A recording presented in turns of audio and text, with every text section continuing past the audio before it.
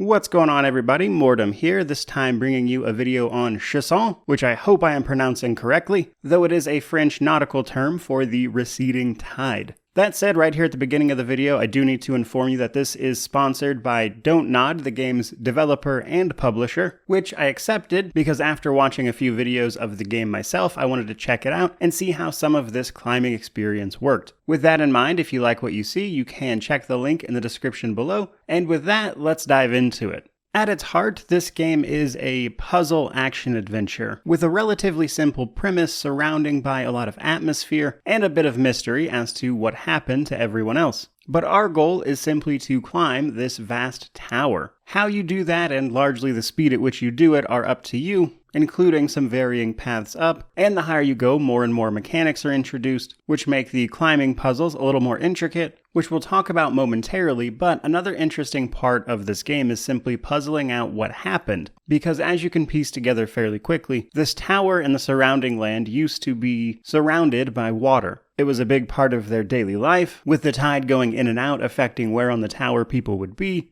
alongside even influencing a bit of their technology. But then, at some point, a drought happened, and the sea just sort of went away. And if you look out at certain points, you can see a sort of dry, arid landscape with all sorts of boats and the like being crashed and run aground. But also, on your way up said tower, you're going to run into various letters detailing accounts of what happened. One of them is almost a journal of sorts written by one person who made a similar climb up the tower, though this person had some companions in tow. Even we, however, are not entirely alone, as we have the companionship of a mysterious little creature known as a ballast, a companion made of water that is going to help us reinvigorate certain portions of the tower, waking up nature as we go, which is going to lead to things like plants growing and roots changing, things even freezing in time for us in places, to help us traverse our way up. Though it doesn't stop there, another thing ballast can do is light up and interact with things around the tower that can explain a little bit more of what went on, such as frescoes you'll find, and structures that are frankly a bit more mysterious. And from there, I want to talk a little bit about the actual climbing mechanics, as they naturally make up a huge portion of the game. And while the concept is simple, I do think they do some things that make it a particularly interesting game to play. For starters, while climbing, you're essentially in control of each arm, needing to search out handholds, hold on with one button, and then use the movement keys to search out another handhold and use another button to grip. So on PC, for instance, each hand and your grip is attached to each mouse button, left and right, which makes for a control scheme that feels remarkably suited, I would say, to what you're doing on screen, which was a nice surprising effect that I ran into. And once you've mastered the basics of that, the game starts throwing in a few more mechanics. Next up, we have a stamina meter. Obviously, as we climb, that's a pretty tiring endeavor, and it can cost us stamina. You can rest by pressing a button, which will restore your stamina over time, but the more you climb, the maximum of your stamina will also decrease, meaning you can't climb forever. So what happens if you fall? Well, while you are climbing, you are tethered to an initial point when you start climbing, and then as you climb, you can also set pythons or a peg in the wall of sorts that then acts as an anchor point. And some puzzles see you using that anchor point to then swing your rope to reach other parts of the climbing puzzle, and this can even lead to some more dramatic swings through the air. Though an interesting thing about this tether is that the way they show off the distance you have left to travel before it sort of leashes you is the color of the rope. While it's blue, you have plenty of room, and then as you start running out of it, it turns yellow and then slowly orange and red, which I thought was a nice visual touch to explain that without just like outright giving you a meter system or something.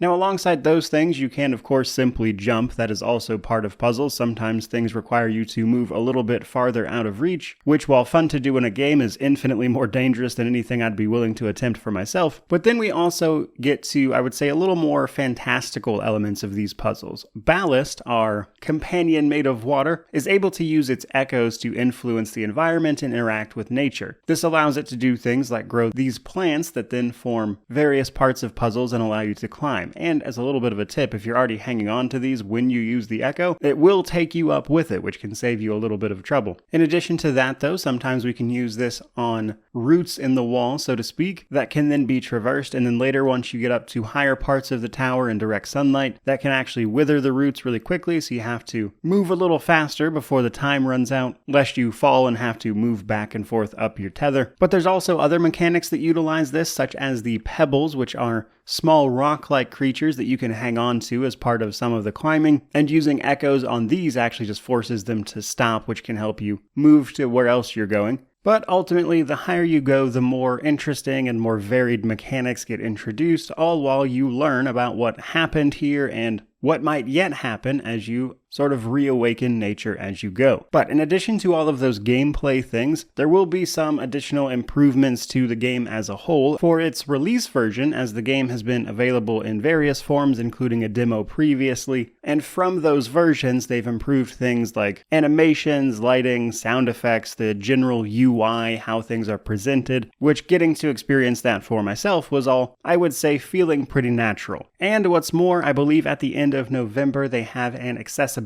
patch planned that is going to introduce things like infinite stamina, simplified interactions so you don't have to hold down various buttons for individual things, alongside other features such as a colorblind mode. So if those things are a concern for you, this game might also have something to offer there as well. But again, that is planned for the end of November. But that, I would say, is just about all the important info you need to know. And do remember, if this seems interesting to you and you're looking for a more relaxed sort of meditative puzzle style of game, then this one might be for you, and you can check it out via the link in the description below. And while you're checking that out, don't forget to leave a like, comment, subscribe, all that YouTube jazz. But regardless of any of that, truly, just thank you so much for watching. I really do appreciate it. May you wander in wisdom and have an amazing day.